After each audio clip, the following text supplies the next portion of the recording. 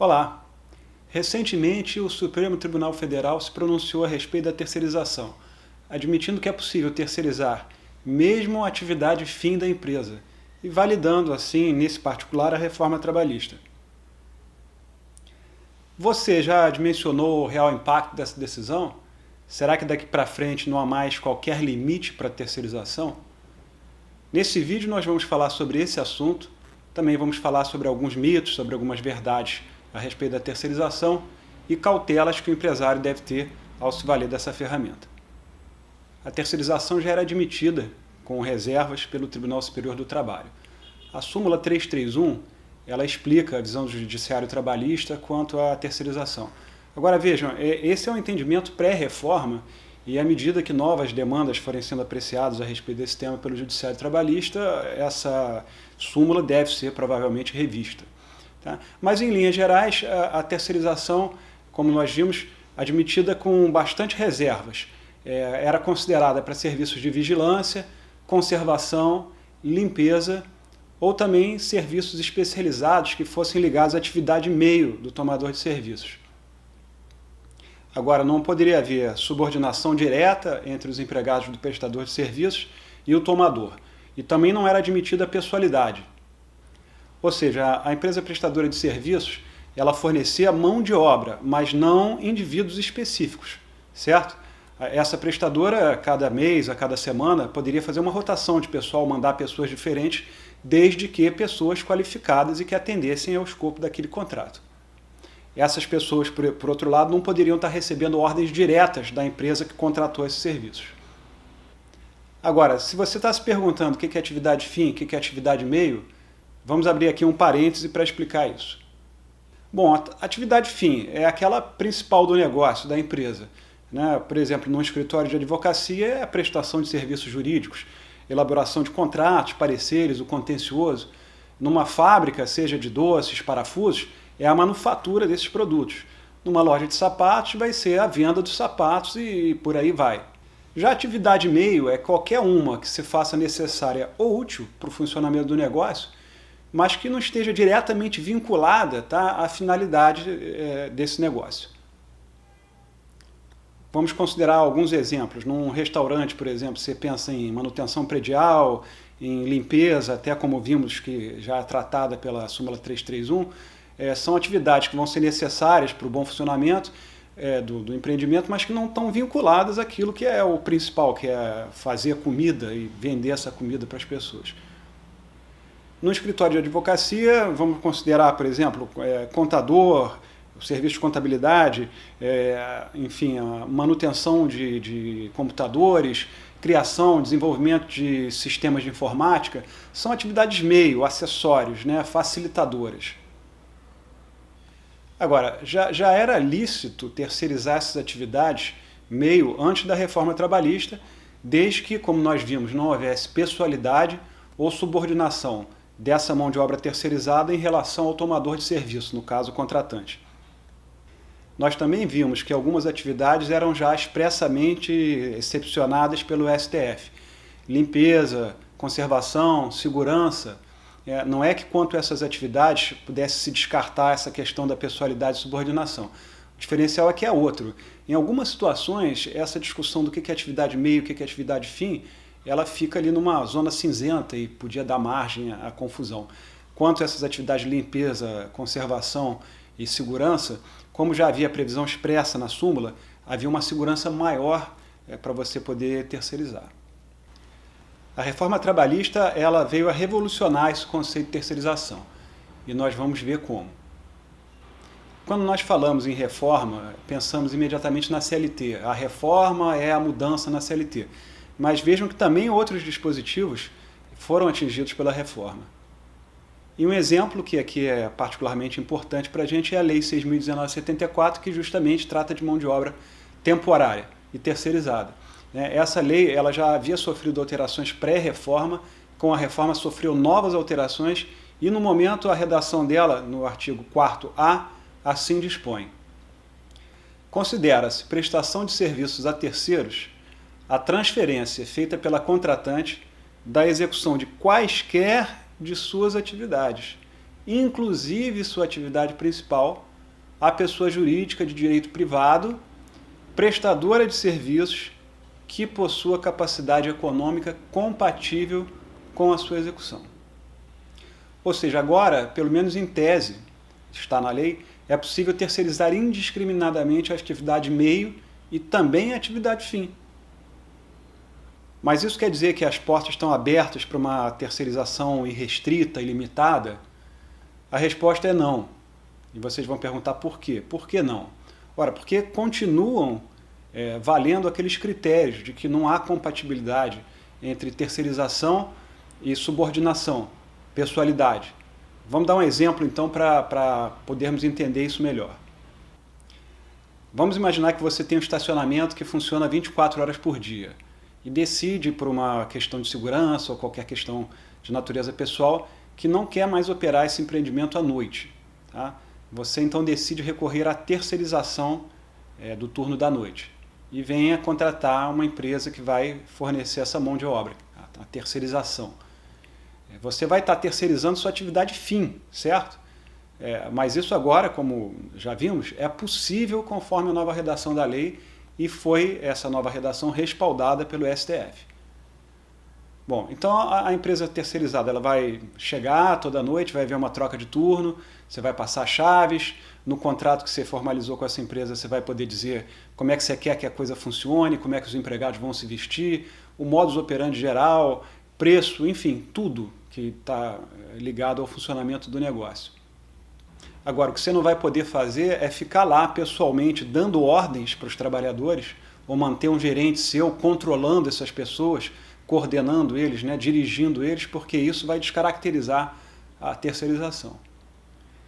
É por esse motivo, né, que a gente não pode pensar ou não deve pensar em terceirização para colocar trabalhadores lado a lado com seus empregados regulares da empresa, né, no dia a dia do negócio. Não dá para a gente conceber, por exemplo, numa loja, no comércio, numa lanchonete, que você tenha empregados terceirizados trabalhando ombro a ombro com a sua mão de obra regular e recebendo ordens do empregador ou de um gerente, porque, enfim, mais uma vez, vamos enfatizar isso, se houver essa subordinação direta, você está descaracterizando a terceirização.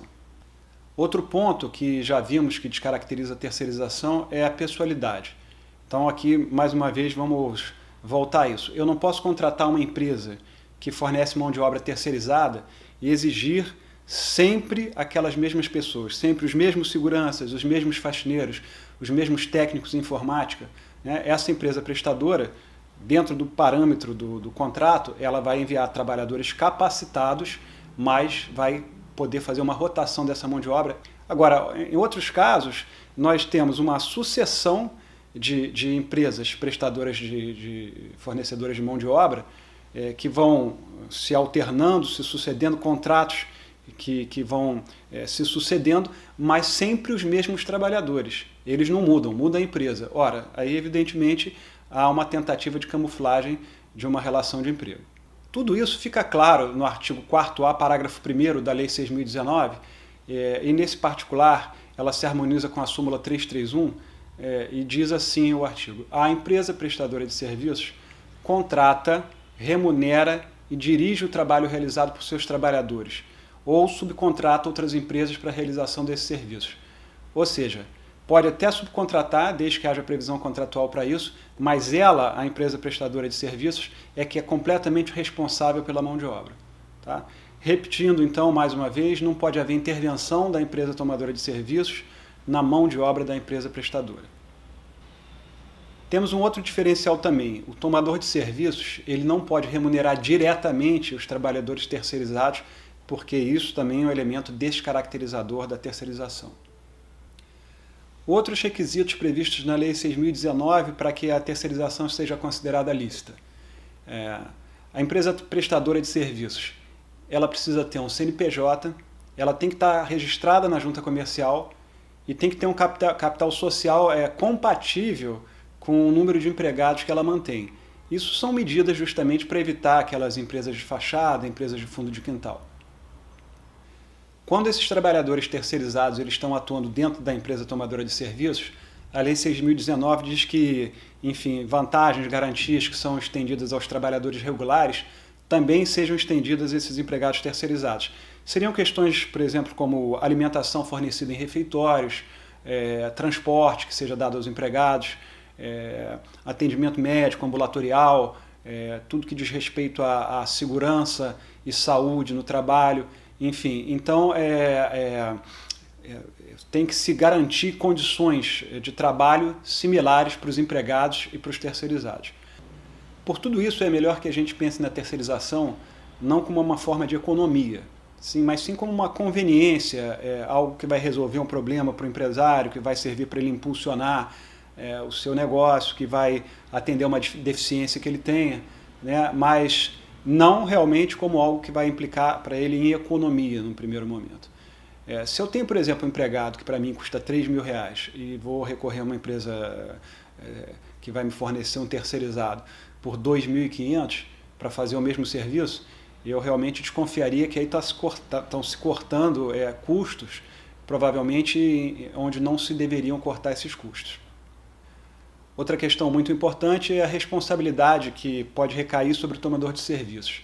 Tá? A princípio, essa responsabilidade da empresa contratante é subsidiária. Isso quer dizer que, havendo um eventual processo trabalhista, primeiro vai se tentar executar a empresa prestadora de serviços. Agora vamos imaginar, a empresa assumiu, enfim, não está naquele momento, não tem capital para arcar com esse crédito decorrente de uma execução trabalhista, aí sim, esgotada essa execução contra a empresa prestadora de serviços, vai se recorrer ao tomador de serviços que pode sim vir a arcar com esse crédito. Daí a necessidade de muita cautela na contratação da empresa fornecedora de mão de obra.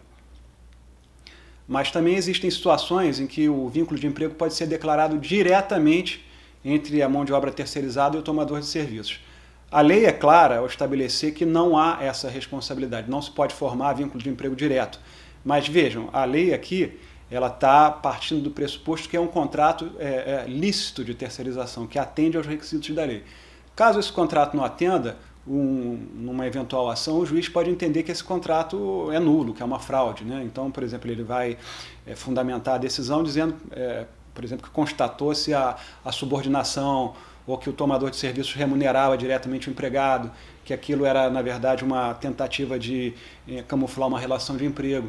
Então, nessas situações em que o contrato de prestação de serviços ele não atende aos requisitos da lei, ele pode ser desconsiderado e aí se formar esse vínculo diretamente entre o empregado, entre essa mão de obra terceirizada e o tomador de serviços. Vamos ver outra situação que está, enfim, bastante em evidência, há muitas dúvidas quanto a isso. Um empregador deseja que um de seus empregados constitua uma empresa e passe a atuar como terceirizado.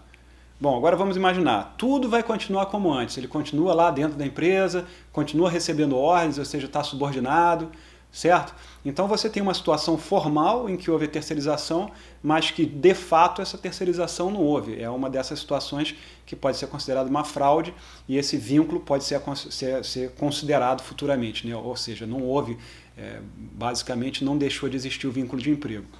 E também há um resguardo previsto na lei.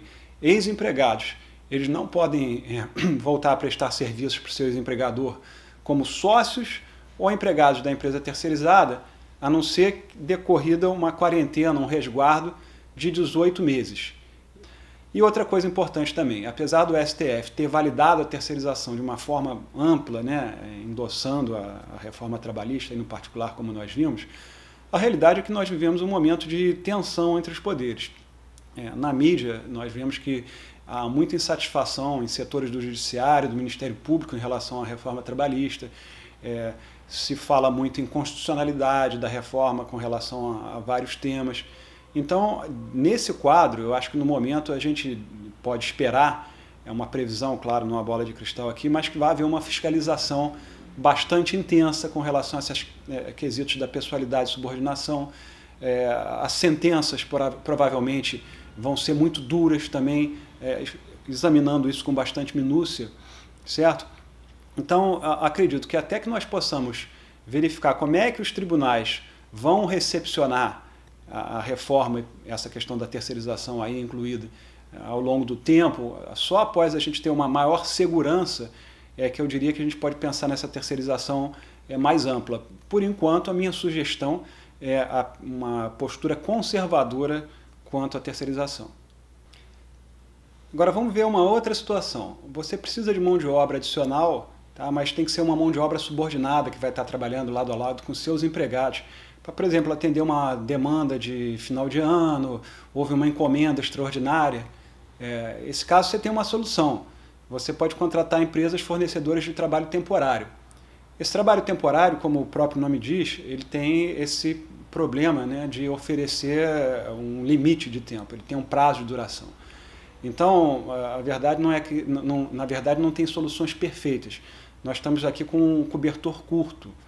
Se você precisa ter comando direto sobre a mão de obra, você pode usar o trabalho temporário, mas o prazo é limitado. Esse prazo pode ser curto para o que você precisa. A terceirização, por outro lado, não tem limite de tempo, mas, como vimos já, não pode haver subordinação, não pode haver pessoalidade.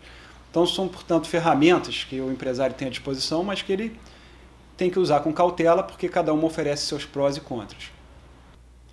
Eu espero ter esclarecido pelo menos algumas dúvidas com relação à terceirização e que em breve nós possamos estar juntos novamente para tratar de outros assuntos relacionados ao direito do trabalho.